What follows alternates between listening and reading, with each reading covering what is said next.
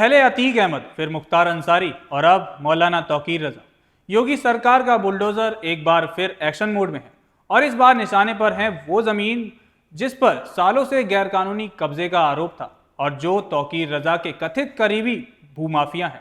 ऐसा दावा किया गया है कि कब्जा मुक्त कराई गई इस जमीन पर अब जनहित का मॉडल प्रोजेक्ट खड़ा किया जाएगा, जैसा कि मुख्तार और अतीक की जमीनों पर किया गया। मतलब माफिया के ठिकानों पर अब जनता की योजनाएं। यानी संदेश एकदम साफ है, माफिया हटेगा, विकास बढ़ेगा। बरेली वाले मौलाना तौकीर रजा का भी अतीक मुख्तार वाला ट्रीटमेंट होगा, ये तय हो चुका है। फाइल तैयार हो रही है, या फिर यूं कहें कि तैयार हो चुकी है। लखनऊ से अप्रूवल मिलेगा और बाबा का बुलडोजर बरेली के मोहल्ले मोहल्ले में कूच करेगा। तौकीर और उसके करीबी भूमाफियाओं का एक भी अवैध कब्जा नहीं बचेगा।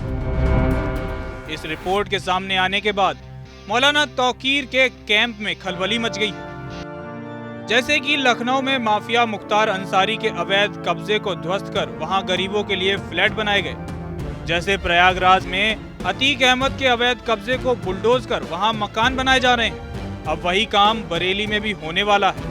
बरेली प्रशासन ने अब ये फैसला लिया है कि जितने भी भूमाफिया हैं जो अवैध रूप से मकान बनाकर, बिल्डिंग बनाकर या सोसाइटी और होटल बनाकर रह रहे हैं, उनको ध्वस्त किया जाएगा और वहां पर गरीबों के लिए मकान बनाए जाएंगे। इसमें सबसे अहम बात यह है कि जो तौकीर और उसके तमाम करीबी हैं, उनके ऊपर ये खतरा लगातार मंडरा रहा है, क्योंकि जिस तरीके से बीडीए ने ताबड़तोड़ सीलिंग की कार्रवाई की थी।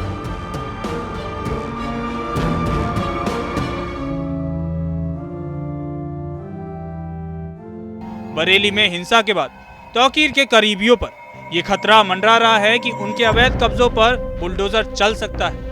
उत्तर प्रदेश सरकार के सख्त निर्देशों के बाद बरेली जिला प्रशासन ने बड़ा कदम उठाते हुए माफिया और अपराधियों से अवैध कब्जे से मुक्त कराई गई सैकड़ों हेक्टेयर जमीन जनहित में उपयोग करने का फैसला किया है। इन जमीनों पर एक और जहां करीब 100 एकड़ में एम्प्लॉयमेंट जोन विकसित किया जाएगा, वहीं दूसरी ओर गरीब, बेसहारा और बेघर लोगों के लिए आवासीय योजना शुरू की जाएगी। बरेली के जिलाधिकारी अविनाश सिंह ने बताया कि पिछले कुछ समय से चले विशेष अभियान में मौलाना तौकीर रजा खान के करीबियों सहित कई कुख्यात माफियाओं, दबंगों और आर्थिक अपराधियों से सरकारी व अन्य जमीनों को मुक्त कराया गया है। ये लोग दशकों से अपनी राजनीतिक पहुंच और दबंगई के बल पर इन जमीनों पर कब्जा जमाए बैठे थे। इनमें से कई ने अपराध की कमाई से अपार संपत्ति बनाई थी। डीएम ने कहा, ऐसे सभी मुक्त जमीनों का अब सदुपयोग होगा। करीब 100 एकड़ क्षेत्र में आधुनिक एम्प्लॉयमेंट जोन तैयार किया जाएगा, जहां उद्योग धंधे लगेंगे और हजारों बेरोजगार युवाओं को रोजगार मिलेगा। शेष जमीन पर गरीबों, निराश्रितों और बेघर लोगों के लिए पक्के मकान बनाए जाएंगे। ये योजना जल्द ही धरातल पर उतारी जाएगी। प्रशासन के इस कदम से जहां एक तरफ माफिया और दबंगों में खौफ पैदा हुआ है, वहीं आम जनता में खुशी की लहर है। स्थानीय लोग इसे सरकार की जीरो टॉलरेंस नीति का सकारात्मक परिणाम बता रहे हैं। बरेली में जमीन के ऊंचे दाम को देखते हुए मुक्त हुई इस बहुमूल्य संपत्ति का गरीबों व बेरोजगारों के हित में उपयोग ऐतिहासिक कदम माना जा रहा है। जिला अधिकारी ने स्पष्ट किया कि ये प्रक्रिया पूरी पारदर्शिता के साथ होगी और पात्र लाभार्थियों का चयन सख्ती से किया जाएगा।